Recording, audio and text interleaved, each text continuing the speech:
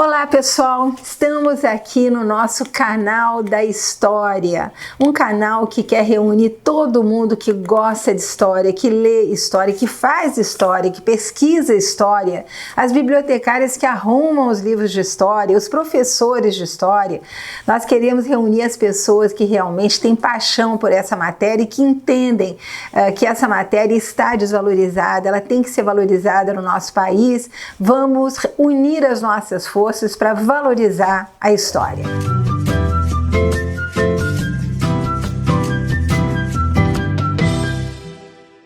O meu convidado de hoje é um queridíssimo amigo, o professor Alain Pascal Kali. O professor Alain é senegalês, ele vai nos contar essa travessia que ele fez do Atlântico para vir se tornar doutor em Sociologia no Brasil, professor da Universidade Federal do Rio de Janeiro de História e Culturas Africanas e Afro-Americanas. Ele é presidente do CEFES, ele é presidente também da organização não governamental Vida Brasil e ele é pesquisador de um grupo francês importante, o Grupo de Pesquisas dos Negros Latino-Americanos, Grupo de Recherche des Noirs de l'Amérique Latine, e é com o Alain que nós vamos conversar hoje.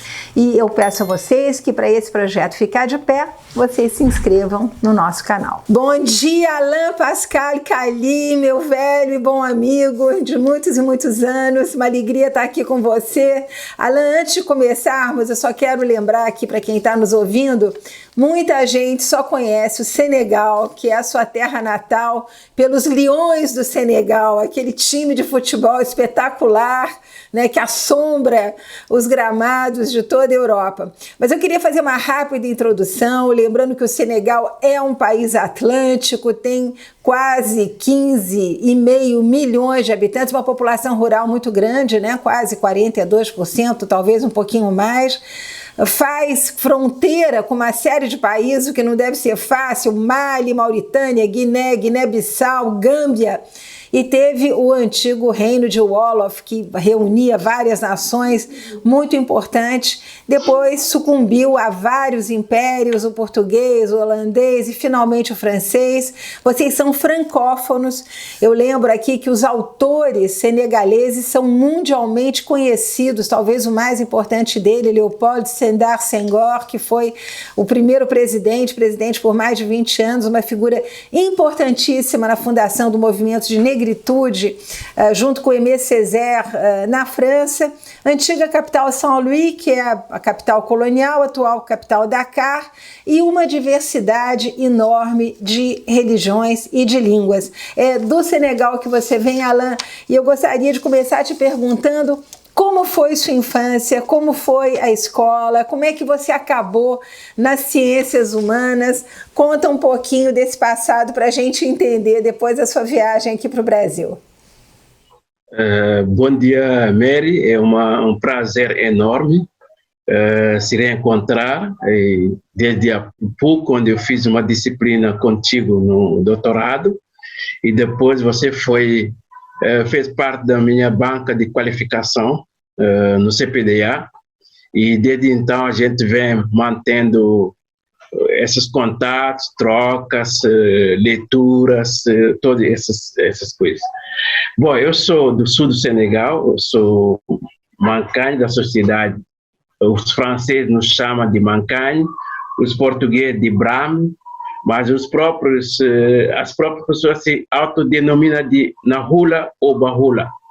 Então, eu sou dessa sociedade do sul, diria mais da Senegâmbia, porque a mesma sociedade se encontra no que hoje o Senegal, a Gâmbia e a Guiné-Bissau, como a maioria da sociedade da região. Então, nasci, cresci em Ziguinchor mesmo, no bairro de Kansaudi, faz parte do bairro de Nenema, perto da paróquia com Saint-Benoît.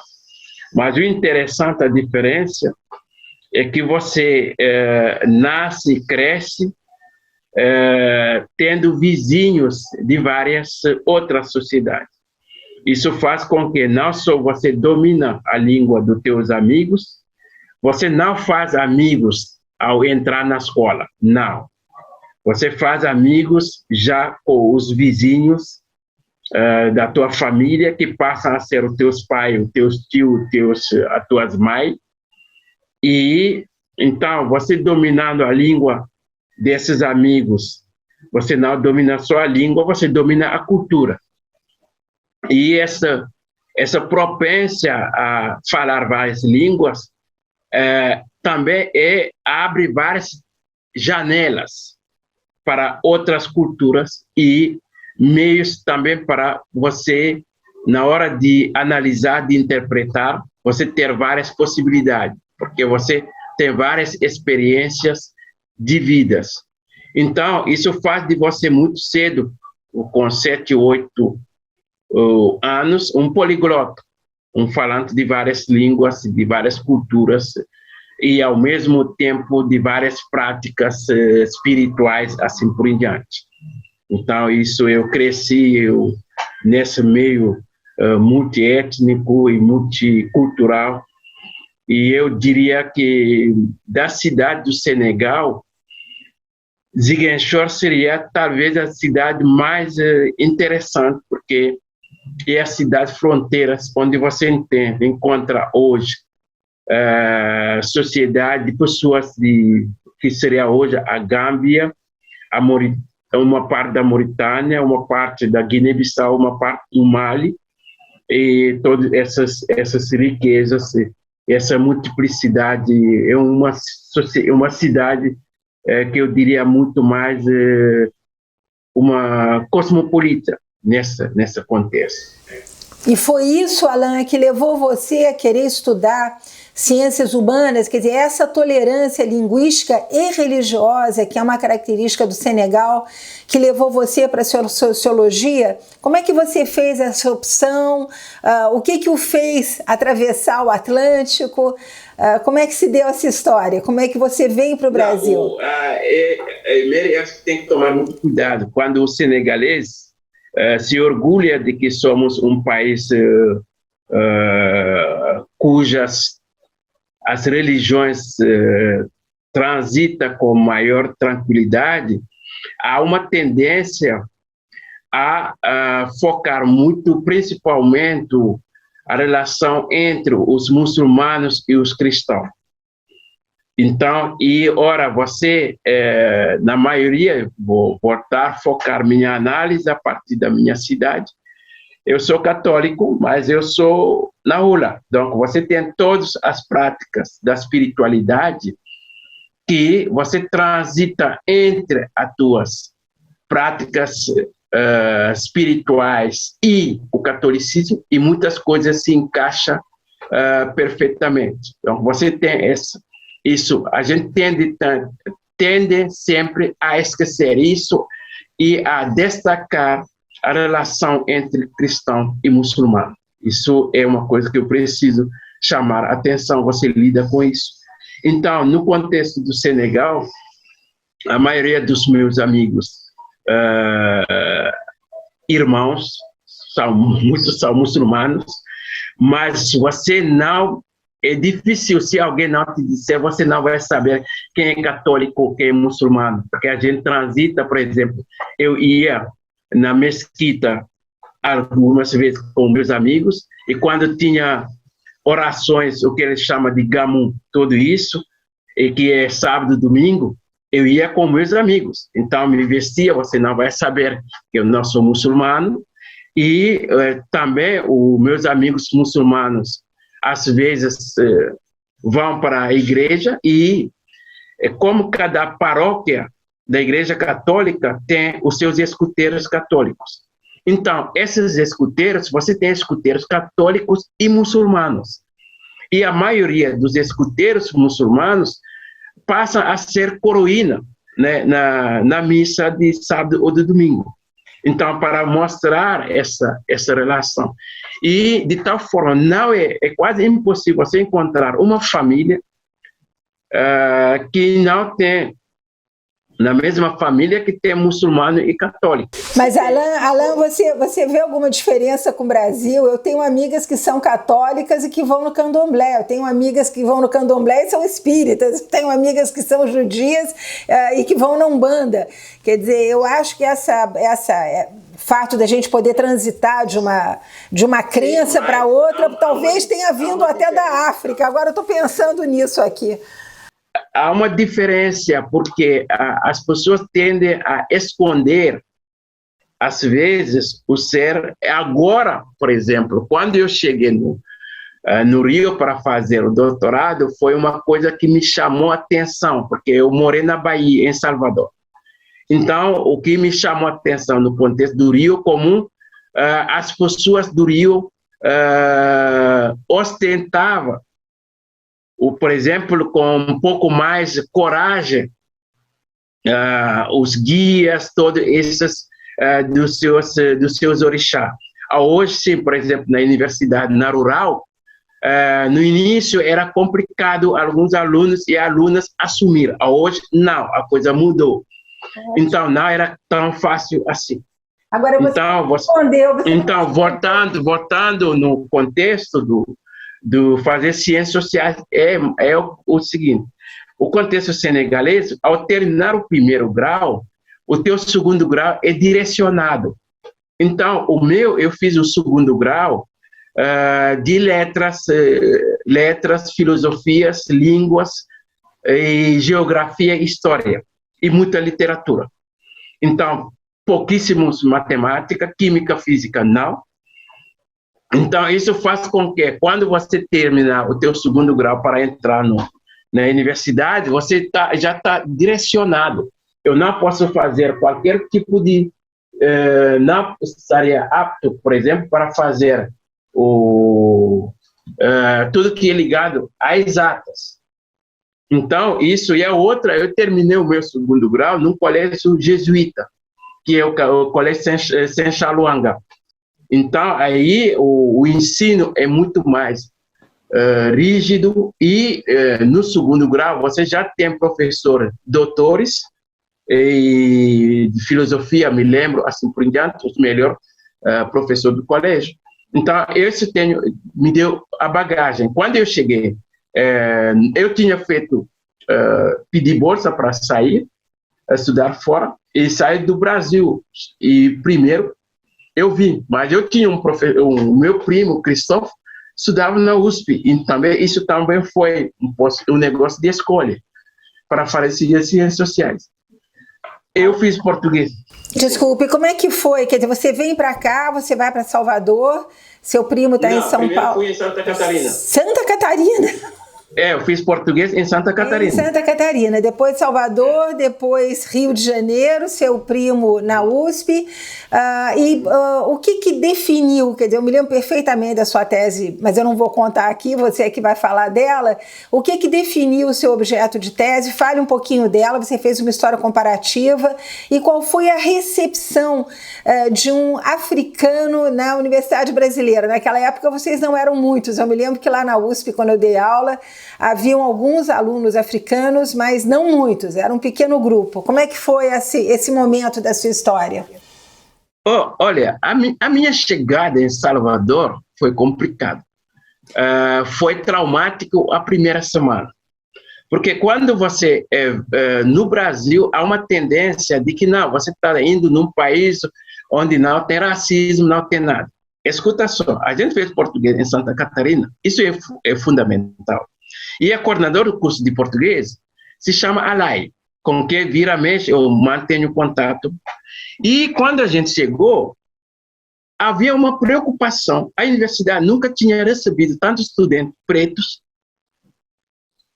naquele momento, porque tinha senegaleses, nigerianos, haitianos, barbados, eu acho que jamaicano, não me lembro, no final éramos em torno de 50 pessoas, pretos. E aí havia a gente virou objeto de curiosidade, de coisa maluca. Eles acreditavam que a gente não sabia comer, usar garfos, juro. Quando a gente estava na fila para almoçar, e entrávamos, as janelas eram tomadas por curioso para saber se a gente podia manusear garfos, assim por em diante. E aí, a outra preocupação das nossas professoras e a sobremesa era a coisa mais maluca. Eu acho que durante 2 semanas, a sobremesa era só composta de banana. E aí, um dia a gente conversou, perguntamos a um funcionário, e Nelson, não vou me lembrar o nome dele, esqueci, Nelson. Ele me falou, não, a gente foi informado que os africanos gostam de banana. E aí você vai acumulando esses preconceitos, e aí é um choque. E as professoras tinham uma dúvida tremenda de que, como essas pessoas, sempre o português é uma língua complicada, difícil, como vocês vão pegar o português em um semestre para depois começar as aulas no próximo semestre? Uma preocupação desgraçada. E aí a gente ficava rindo. Porque, no mínimo, as pessoas que estavam, me lembro do caso do senegalês, éramos 11, 2 mulheres, Maimuna e Aisha, e o resto, os homens. E a gente ficava rindo, porque cada um dessas pessoas, no mínimo, falava 4, 5 línguas. A gente fala, pô, você fala 4, 5 línguas, como vai ter problema de português? E a gente... Então, a professora tinha essa preocupação. E dizia que não, olha, as pessoas que vão para Salvador não vão ter problema, não ter racismo, assim por diante. E foi como a gente mudou. Eu acho que a universidade, quando os professores têm a grandeza de ouvir os alunos estrangeiros, não só de África, mas de outro, basta ser estrangeiro, é que ele carrega experiência que você não tem. E essa professora, a gente mudou a professora. Então, um dia, o grupo Zoelas de Bob Marley estavam tocando em Curitiba. E, final do show, um dos músicos foi num bar em Curitiba e foi mandado embora, porque o cara é preto. E aí, o dono do bar não deve saber quem eu mandei embora. Isso deu uma matéria na Folha de São Paulo. E a professora, por acaso, leu essa matéria e xerocou essa matéria, e a nossa aula naquele dia foi a partir daquela matéria da Folha de São Paulo. E aí ela começou a abrir os olhos. Uma semana depois, ela convidou eu acho que o coordenador, o chefe de departamento de arquitetura da Federal de Santa Catarina, que era um negro. E essa pessoa veio falar sobre o racismo, e a gente começou a falar para a professora nossas impressões, como éramos olhados, assim por diante, no contexto. E aí ela começou a mudar. Eu me lembro que um amigo haitiano, ele fez depois medicina, esqueci o nome dele, e começou a namorar. E um dia a namorada quis apresentar os pais, ele aos pais, e levou os pais para a universidade. E quando os pais viram o namorado, era preto. Não funciona. Então, terminamos, todo mundo foi embora fazer português, estudar.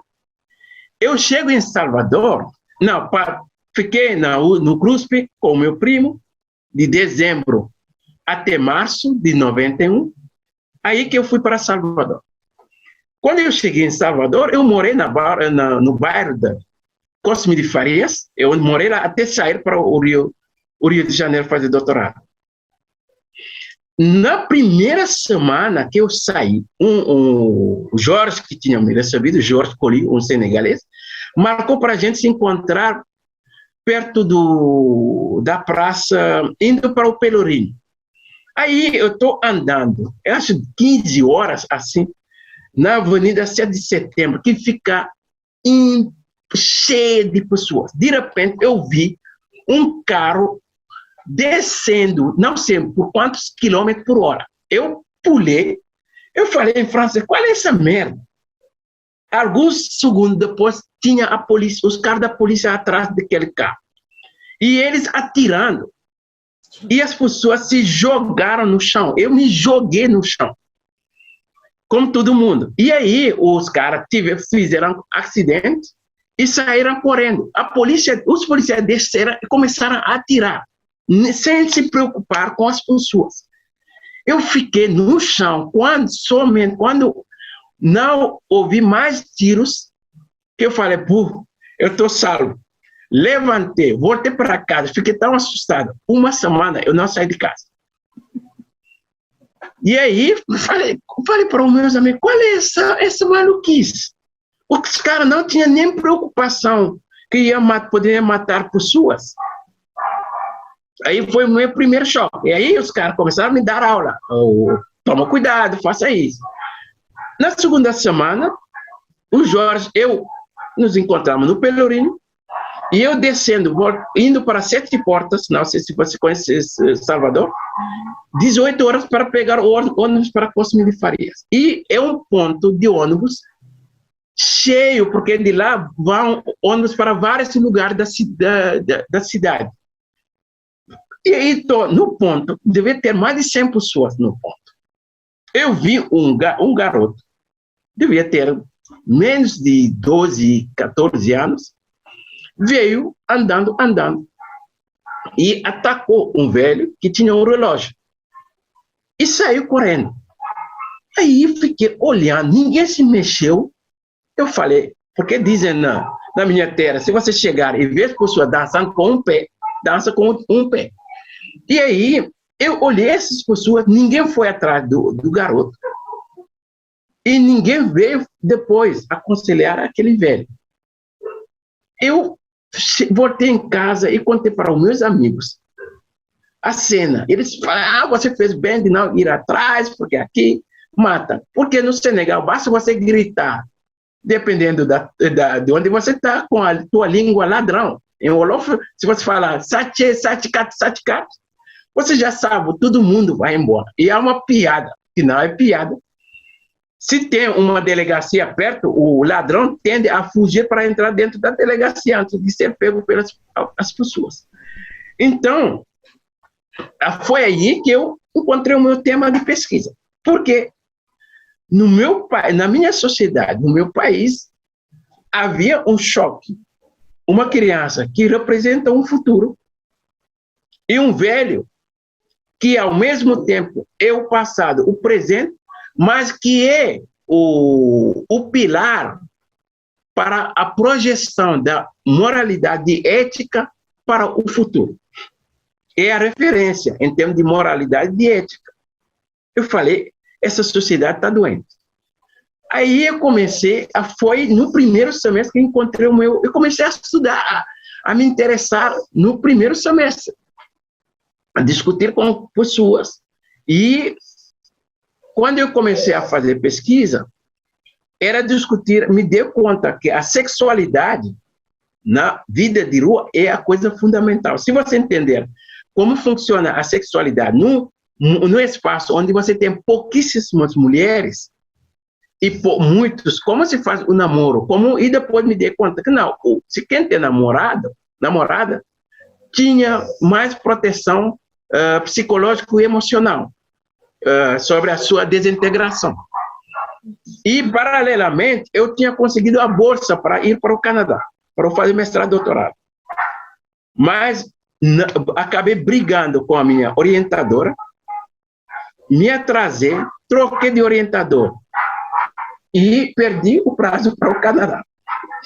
Estou aqui. Mas, ao mesmo tempo, eu acho que chorei, mas se eu tivesse ido, eu não teria entendido o Brasil. Não sei se eu respondi um pouco a pergunta.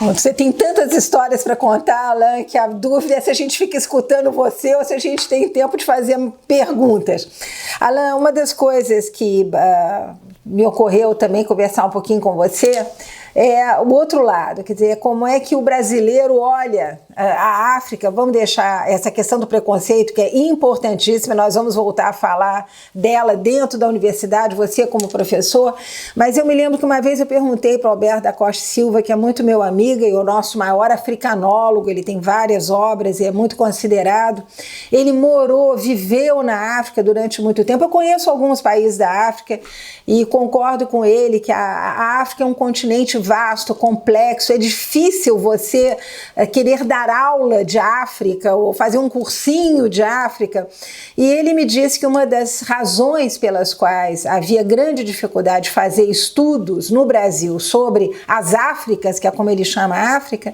é porque você, para entender esses povos, essas nações, essas comunidades, você tem que saber, para além das línguas, e você está aí mostrando como só numa pequena cidade você pode falar 5, 6 línguas, né? Mas que além disso você tem que conhecer a arte, a música, a culinária, a arquitetura, enfim, que é um complexo, é uma forma completamente diversa de entrar numa pesquisa, num tema. E você tem me ajudado muito com literatura de autores africanos. Eu conheço alguns, mas você conhece muito mais e tem me suprido aí de uma enorme literatura.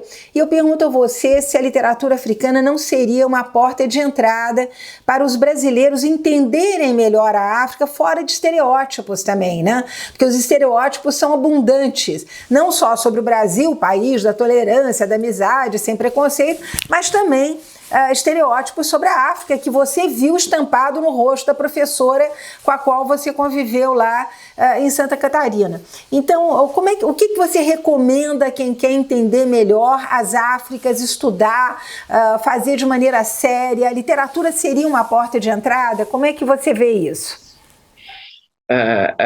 Mary, quando falamos de literatura, automaticamente pensamos na escrita. A literatura é igual um romance, um poema. A gente automaticamente isso vem na cabeça. A literatura é mais complexa que isso. E o tempo todo você está fazendo filosofia, está fazendo literatura, o tempo todo. Então, eu vou sempre focar de onde eu venho para você melhor argumentar. É a questão, o papel que desempenha a espiritualidade na tua vida cotidiana. Eu digo sempre para os meus alunos, se um dia você for para um país africano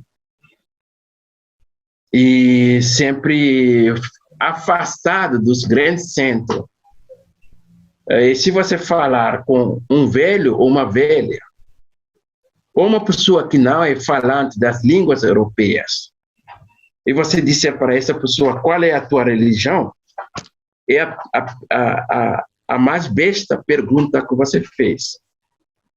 Ela não vai poder te responder e você vai dizer, olha só, a pessoa nem sabe o que é a religião. Porque não há uma separação entre espiritualidade e a vida cotidiana. A vida, em termos de moralidade, de ética, de pudor, de tudo, a alimentação, tudo está atrelado à espiritualidade. Então, eu não posso fazer nada sem... Por exemplo, eu te falei que em Salvador morei na mesma casa 9 anos.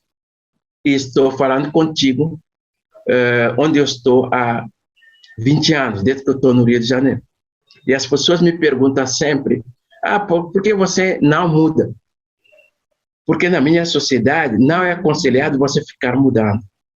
Porque se você mudar, os teus ancestrais vêm te visitar e não te encontram, eles vão se perder.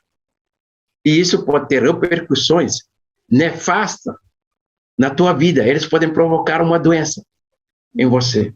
Porque então, o equilíbrio dos mundos, dos vivos e dos mortos, está atrelado a respeito de algum tipo de normas. Ou se eu mudar hoje, mudei de apartamento, mas o primeiro ato é comprar uma garrafa de vinho derramar para assentar os meus pais, para dizer, isso é a nova casa aqui que eu moro.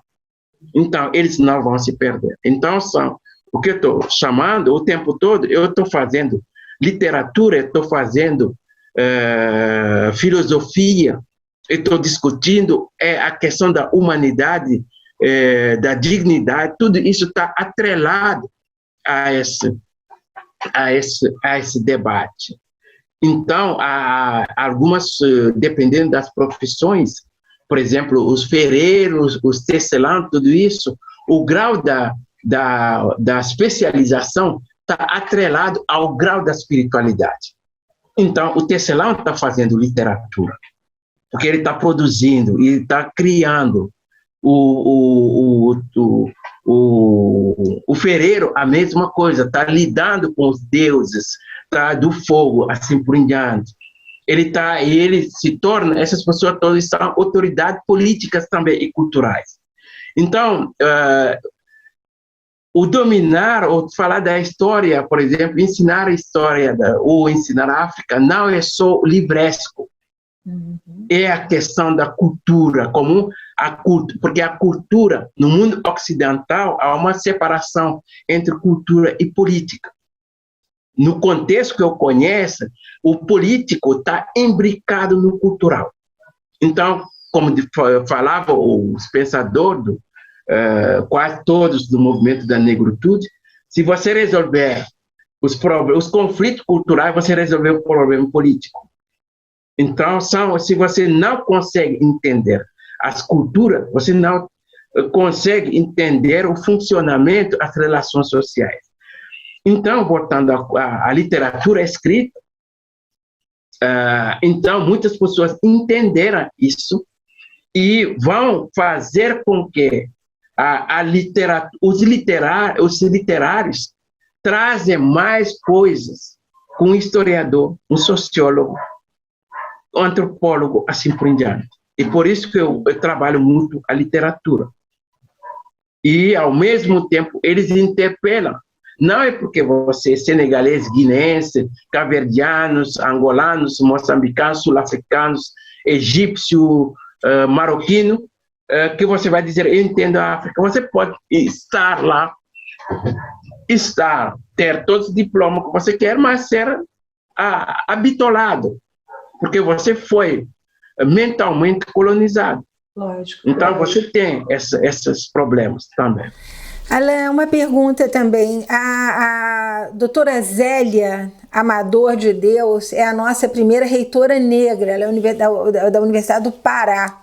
Uma figura fantástica, ela deu recentemente uma entrevista à Folha, justamente comentando, né, das dificuldades dos professores negros, mas mostrando ao mesmo tempo, ela está vendo o copo mais cheio, né, que o número grande de alunos negros vai levar à formação de professores negros e a uma deseuropeização da universidade brasileira, que a gente sabe é europocêntrica desde a sua fundação.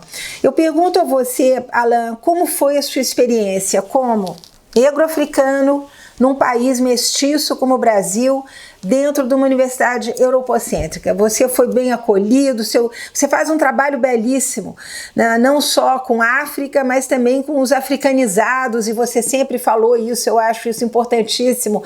Não éramos um papel em branco, viemos com todos os nossos saberes, os nossos ofícios, as nossas culturas, e você fala também dessa transmigração e da instalação na América Latina. Como é que foi a recepção dos temas que você oferece, da sua pessoa, das suas pesquisas numa universidade brasileira? Eu acho que eu tenho que destacar que eu estou no departamento de História, mas eu sou sociólogo. Sim, eu apresentei você como sociólogo, pode deixar. A outra coisa, contrariamente à maioria de intelectuais oriundos de vários países africanos, eu estudei o Brasil. Eu fiz graduação, mestrado e doutorado sobre o Brasil, tentando entender as relações entre pretos, negros, mestiços, indígenas, assim por diante. Então, isso me dá uma visão ou um outro, me coloca num patamar um pouco diferenciado. E qual é eu acho que quando se fala tem que tomar muito cuidado. Quando o brasileiro vai me dizer, não, o mundo acadêmico brasileiro é europeizado.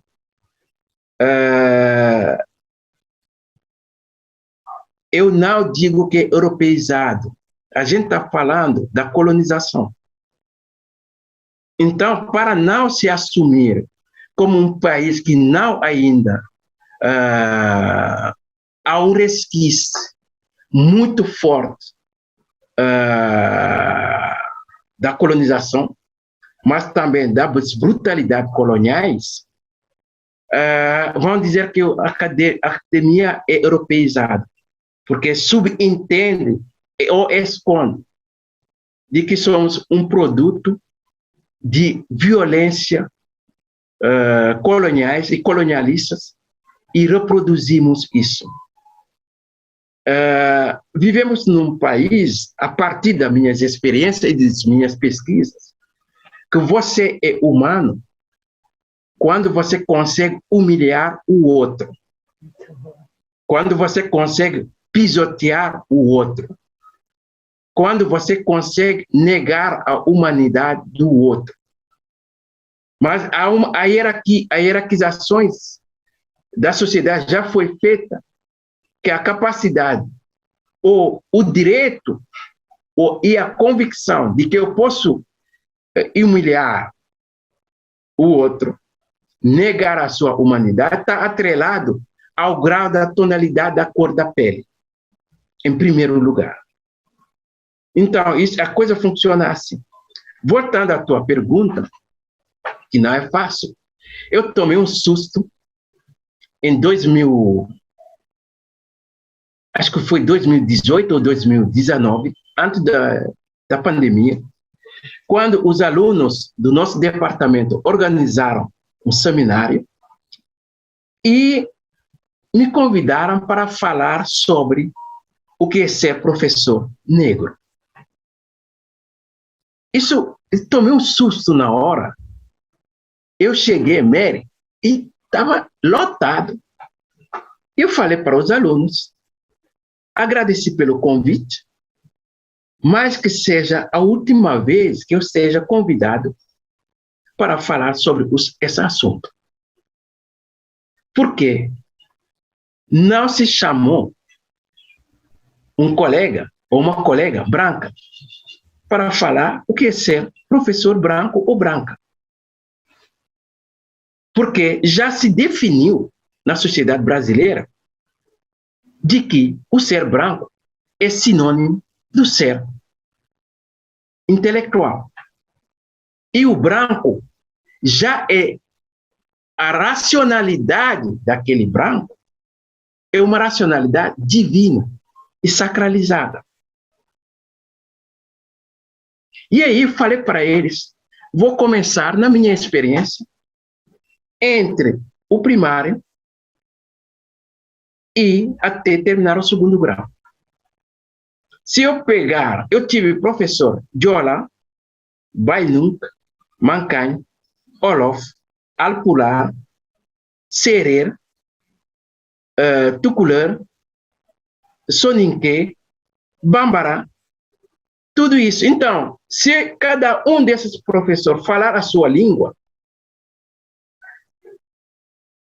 temos mais problema com vocês, porque todos os professores de vocês falam só português. Então, mas em nenhum momento eu falei para os meus amigos, ou colegas, ou minha família, não, o meu professor é Mancagne, o professor é Jola, eu tive professor francês também. O professor é francês, o professor é martiniquenha, que tive, o professor é Alpular, o professor é Olof, o professor... Não, professor, ponto final. No momento que me digam o que é ser professor negro é que o país tem um problema. Então, qual é esse problema? Esse problema é de ordem colonial, porque a sociedade funciona ainda, até a universidade, na base da existência das raças e das suas hierarquizações. Então, estamos funcionando numa sociedade eminentemente e exclusivamente colonial e colonialista. E por isso vão me perguntar o que é ser um professor negro.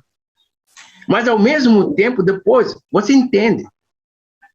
Porque os próprios professores, os próprios alunos têm dúvida das tuas capacidades. O professor negro é o único que não pode errar. Não é tolerado errar. Você não pode dizer, a pergunta que você fez, eu vou pensar, deixa eu fazer pesquisa, amanhã eu te respondo. Não é. Porque você, ao fazer isso, você é transformado em não humano, você é transformado em máquina, que não pode ficar doente, que não pode errar. Então, isso é uma carga de violência, Mary, sobre o professor, o estudante negro, o professor, tudo professor, inimaginável. Então, como se constrói isso? Como se desconstrói, né? Nós temos que desconstruir. A construção a gente sabe, mas nós agora temos que desconstruir isso, né? Acho que a luta toda nesse momento... Sim, mas a desconstrução, Mary, é o seguinte, não é uma... Isso eu digo para os meus alunos, não é uma luta de negro. Não. Não. A pergunta que não é colocada no mundo acadêmico brasileiro, que tipo de país nós queremos? Então, quando aquele aluno está se mobilizando para a mudança e responder, ou levar a universidade a esse tipo de resposta, ele é visto como encrenqueiro. Eu tinha, para te responder, eu escrevi alguns anos atrás um artigo sobre o ser estudante negro na Universidade Brasileira. O texto foi recusado sob a alegação de que ele é violento. Não falaram, os pareceristas não disseram que o texto é ruim, mas disseram que é violento. Então, eu decidi não publicar, porque me mandaram eu mudar. Alguém, doutor, como eu, que não conhece, que nunca fez pesquisa em algumas áreas, se dá o direito de me dizer o teu texto não vai ser publicado porque ele é violência. O que é violência? E aí, eu comecei a mostrar que o aluno negro, quando entra na universidade, ele é obrigado mesmo a se comportar. Ele é obrigado a negar a sua inteligência. Tem que fingir que você é burro. Porque o que ele está calculando, amanhã eu preciso de uma bolsa. Eu vou precisar de um orientador. Então, ele se encaixa nisso, na orientação. Mas, ao mesmo tempo, ele não pode mostrar que ele é muito inteligente. A inteligência é para o branco. Porque o corpo do branco, que é sagrado, divinizado e sacralizador. No sentido de, se ele te tocar, você se torna uma pessoa sagrada. O outro, não. Então, nisso, ele vai fazendo esse cálculo o tempo todo. Ele já está pensando a bolsa de mestrado, a bolsa de doutorado, a possibilidade de publicação. Porque o tempo todo ele tem que jogar esse jogo. Então, qual é o problema aí? Você, enquanto professor, está formando um pesquisador ou um seguidor. Então, se você está formando um seguidor, ele nunca... Você está matando as ciências sociais e humanas brasileiras. Porque não pode haver uma inovação. Porque ele vai receber um golpe de martelo na cabeça para dizer quem você é, quem você acha que você é. Então, isso você não pode questionar. E alguns, por exemplo, como agora um grupo que eu estou fazendo parte, do Caribe, que chama Le Marge, a gente está discutindo o que a gente denominou os temas sensíveis na escritura da história. O que é temas sensíveis? São aqueles que não podem expor as brutalidades ou o endeusamento do branco. Eu te dou um exemplo. Está cheio de tese de doutorado, trabalho de mestrado e de graduação, de especialização sobre ações afirmativas e cota para negros e pobres. Mary, você é historiador. Entre 1822 até o governo de Vargas, quer dizer, mais de um século, o preenchimento das vagas da administração pública no Brasil não se fazia por concurso, se fazia por indicação.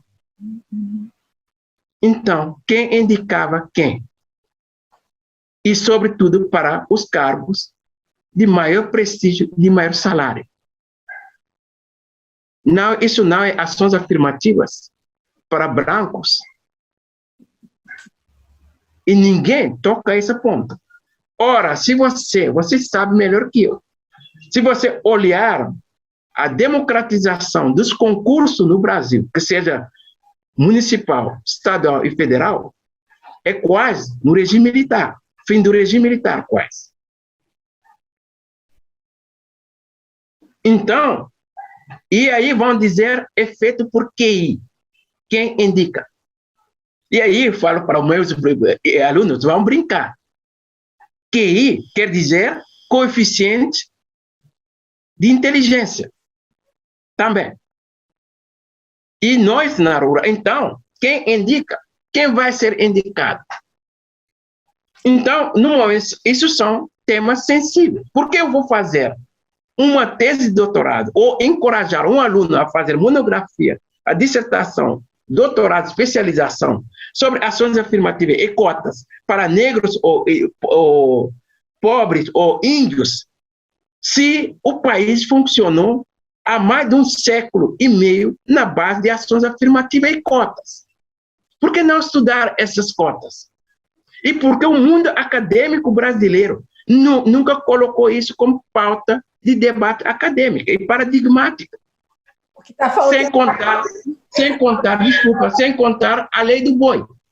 Eu sou da rural. Tivemos a lei do boi. Por que não se estudou também a lei do boi?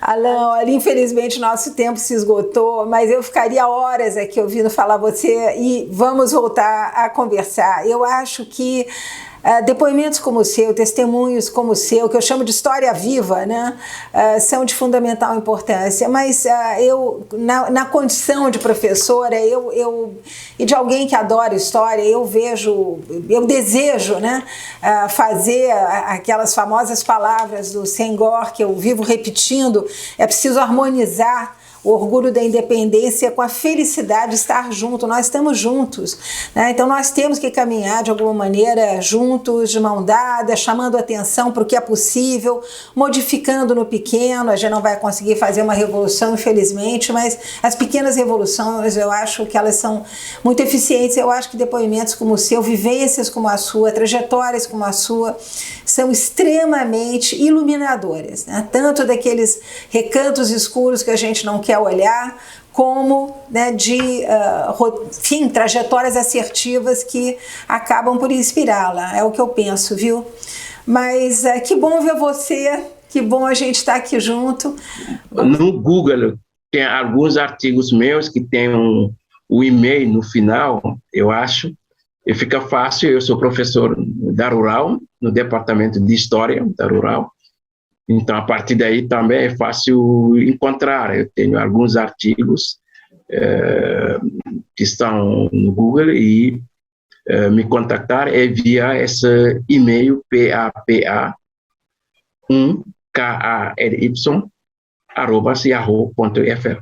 Agradeço muito, imensamente, Mary, por essa oportunidade. Não sei se não saio decepcionado se eu não conseguir responder. Nada, temos um carinho. Algumas colocações, mas hoje essa é a minha posição. Para andar junto, você tem que aprender a ver o outro como humano igual a você.